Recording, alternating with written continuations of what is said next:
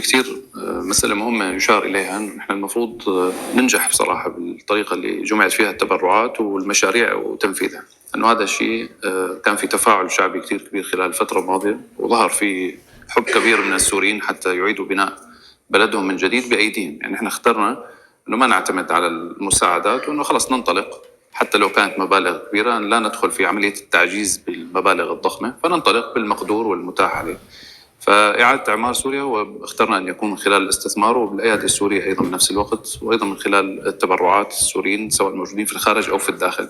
وظهرت لفتات جميلة وعظيمة جدا، يعني في ناس يشكون الفقر وتبرعوا للصناديق الهي، في أطفال أيضا تبرعوا بأشياء يحتاجونها. فهذا يعبر بشكل أو آخر عن نموذج ومثال حي لأنه الناس مستعدة للتضحية، مثل ما ضحت حتى تحرر سوريا أيضا تضحي حتى تعيد بناء سوريا. فبالتالي لازم تكون خطوات ناجحة بشكل جيد وفعال، ويظهر هذا الأثر بأسرع وقت ممكن. لذلك نحن محتاجين أنه يكون الأمر فيه خطة موحدة لجميع المحافظات، ونحاول مع الاحتفاظ بأن يكون تخصيص كل مال جمع لمحافظة أن ينفق في المحافظة الذي جمع لأجلها. والشيء الذي ينقص نحاول أيضا من خلال تبرعات لجمعت من صندوق التنمية أن تخصص للمحافظات اللي ما جمعت مبالغ يعني تستطيع أن تقوم بالبدء يعني. ومن هذا التخصيص أيضا احنا اقترحنا على سيد المحافظ السويداء بقيام بصندوق لجمع تبرعات أيضا مخصص للسويداء، أيضا تعبيرا عن الوحدة الوطنية، وأيضا ربما يرمم بعض الجرح الذي حصل يعني ما بين المجتمعي الذي حصل ما بين السويداء وباقي المحافظات، والتعبير أيضا على أن تكون يعني السويداء من الوطن وهي منا وفينا كما يعني رفع هذا الشعار.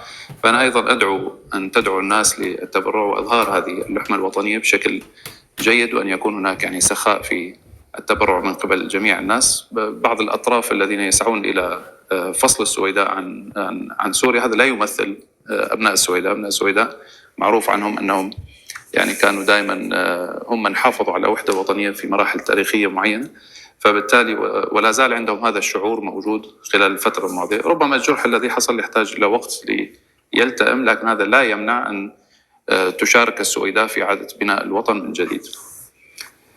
في موضوع آخر له علاقة في هيئة الاستثمار، كما ذكرنا احنا اخواني يعني اخترنا ان يكون اعادة بناء سوريا هو من خلال الاستثمار، سواء الاستثمار المحلي او الخارجي. عملنا في الفترة الماضية على تعديل القوانين رأيتموها جميعا، لكن كلمة استثمار هي تشمل كل المؤسسات يجب ان تساعد حتى ينهض هذا الاستثمار. العلاقة مع المستثمر اخواني بالتجربة التاريخية مع سوريا كانت جدا سيئة وسلبية ومنفرة كانت سوريا لأي عملية استثمار سواء محلي أو خارجي. النظام في السابق كان يخشى من الاستثمارات الخارجية ويزاحم الاستثمارات المحلية، فهذه العقلية يجب أن تتغير. من أحد أهم الأشياء التي كانت تعيق الاستثمار هي التعقيد في القوانين والإجراءات. فالمستثمر يحتاج إلى نافذة واحدة، رجل يعني أتى من الخارج أو من الداخل يريد أن يضع يعني ما جناه في عمره في إنشاء مشروع تنموي يعود عليه بالنفع ويعود أيضا بالنفع على البلد، فيجب أن يكون هناك أريحية في الإجراءات والقوانين.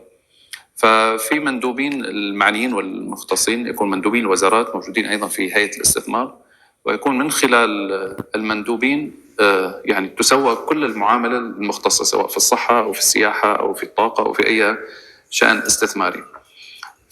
وأيضا يكون مندوبين أيضا موجودين في المحافظات في مكتب استثماري في كل محافظة، وأيضا هذا يرتبط مع الخطة العامة.